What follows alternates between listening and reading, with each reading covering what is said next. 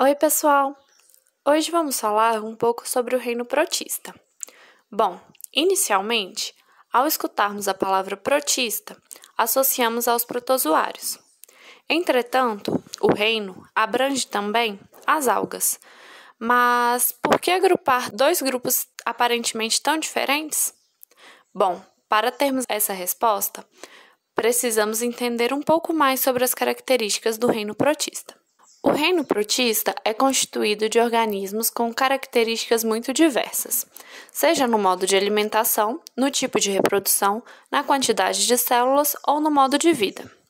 Assim, a única característica compartilhada pelos seus representantes, algas e protozoários, é ser eucarionte, isto é, possuírem um núcleo bem definido, delimitado pelo envoltório nuclear, além de não possuírem as características necessárias para serem considerados animais, fungos ou plantas.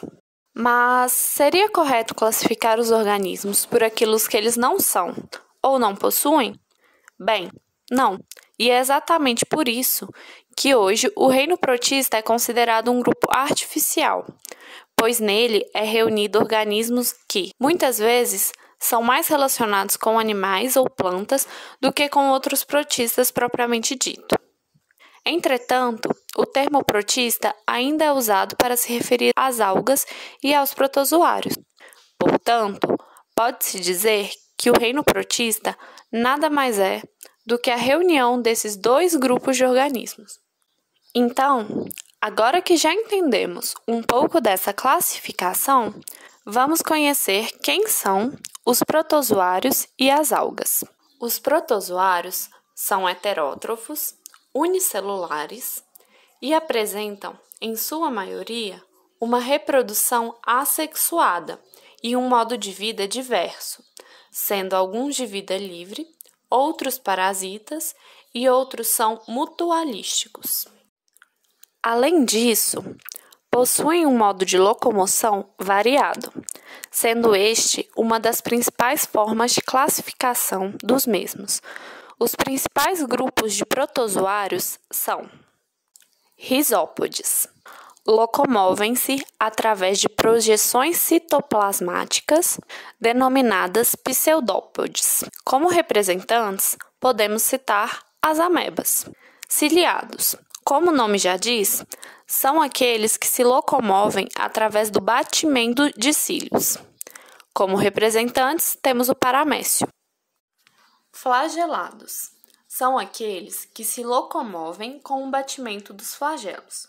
Como representante, temos o causador da doença de Chagas. Esporozoários. São desprovidos de qualquer estrutura locomotora, sendo todos os representantes parasitas, alguns do ser humano, como, por exemplo, o causador da malária. O grupo também possui uma importância ecológica, econômica e sanitária, visto que muitos protozoários estabelecem uma relação mutualística com outros organismos. Alguns são usados para identificar extratos de petróleo e outros causam problemas à saúde humana. Como exemplo da importância ecológica desses organismos, vale destacar a relação de mutualismo de protozoários com cupins. Isso porque os cupins alimentam-se de madeira, porém não possuem a enzima necessária para digerir a celulose, que é um componente da madeira. Sendo assim, alguns protozoários vivem no interior dos cupins e são capazes de degradar a celulose. Logo, o cupim oferece abrigo e proteção ao protozoário e, em troca, o mesmo garante a madeira na dieta do cupim. Alguns protozoários, conhecidos como foraminíferos, são revestidos por carapaças minerais e, quando morrem, acumulam-se no fundo do mar, o que contribui para a formação de rochas sedimentares. Por esse motivo, muitos geólogos que estudam a formação de petróleo analisam estes protozoários com o objetivo de identificar extratos petrolíferos. E quanto à importância sanitária, muitos protozoários são causadores de doenças, como a doença de Chagas. Ela é causada pelo Trypanosoma cruzi e causa a hipertrofia de órgãos, especialmente o coração.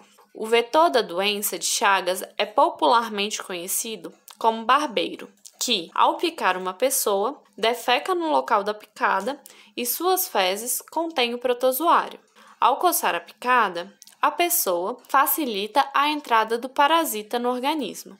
Outras maneiras de contaminação são através de transfusões de sangue e da ingestão de alimentos contaminados.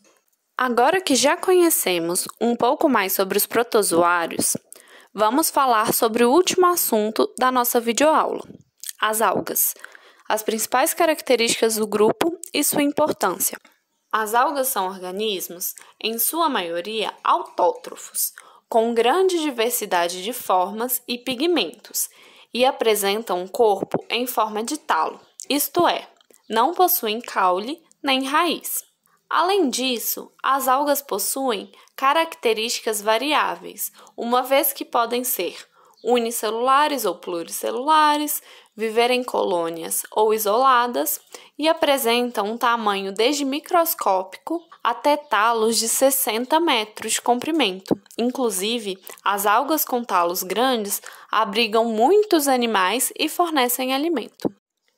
Em relação ao habitat, as algas habitam, em sua maioria, ambientes aquáticos, mas algumas espécies são encontradas em ambientes terrestres, como em solos úmidos ou ainda em associações de mutualismo, como é o caso dos líquens, formado por fungos e algas. Quanto à classificação desses organismos, a mais tradicional considera os tipos de pigmentos produzidos pela alga, sendo classificadas, por exemplo, como algas vermelhas, algas verdes e algas pardas. E qual é a importância desse grupo? Bom, as algas ocupam a base da cadeia alimentar, servindo de alimentos para outros organismos.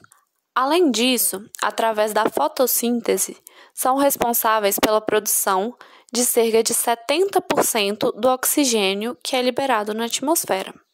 As algas também são muito utilizadas na alimentação humana, especialmente por populações orientais. Também são usadas na produção de remédios e cosméticos.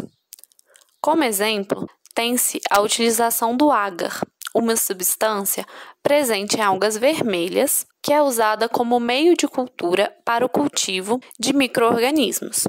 O agar também é usado na indústria alimentícia, em panificadoras e docerias.